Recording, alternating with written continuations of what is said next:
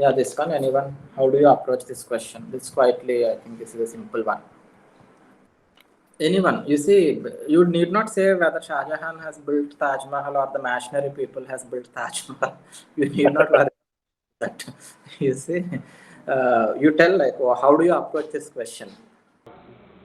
Shah-Jahan's reign is a golden age in art and architecture of Mughals. Critically evaluate. Critically evaluate. What do you think critically evaluate means?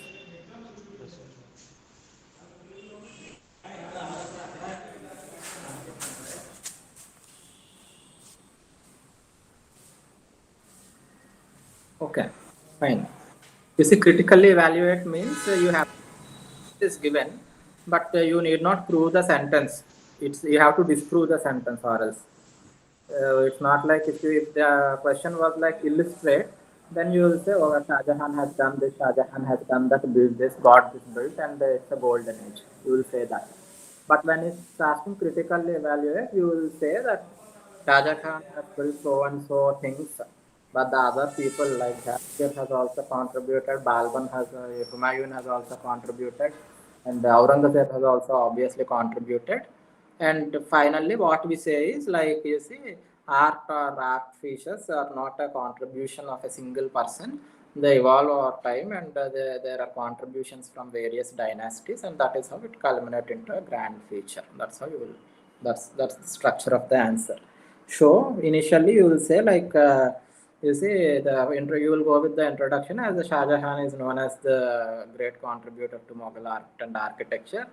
So has like many other. No, the introduction you will show like Shah Jahan has gone with many architectural styles, and also there are other contributions from the Mughals, other kings of the Mughal dynasty. That's your introduction, and then you will show like what are all the features or unique things that Shah Jahan has contributed.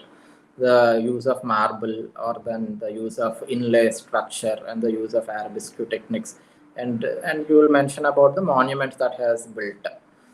Those you will mention in the second paragraphs, and then you will say like though Shah Jahan is considered to be a greatest contributor, there are also other kings. There are also the other people of the Mughals dynasty has also contributed significantly to the sphere of art and architecture. You will mention, for example, you will say like Jahangir has done great contribution to the field of paintings, and you see, and you will say like Humayun has started the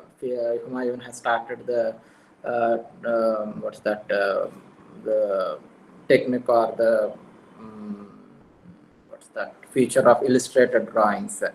So the conclusion you will say each Mughal or each emperor during the phase has contributed significantly in the field of art and architecture, and the entire period stands out to be a testimony. Some fancy word you can use.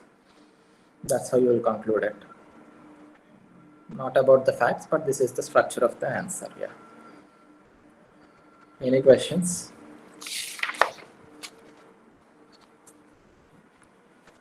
You are getting it, people, like you see. It's not a session of presenting just answers. This is the answer that I will read out the answer. You will take the notes. No, it is not that. It's only about how we are going to approach. Because even if you take down an answer and by heart, I don't think it will make any sense now. You have to understand how to approach. And this is a very interesting activity. Actually, usually people or institutes, they give test series after completing syllabus or all that.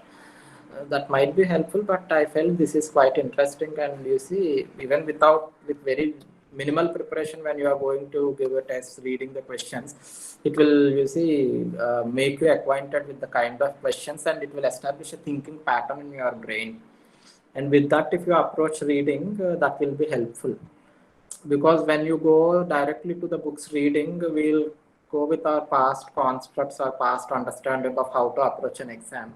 But when UPSC is not like that, it's not like the university exam. So when you are reading the question, seeing the questions, trying to attempt it, and then you are going to your books, that's actually a very good thing.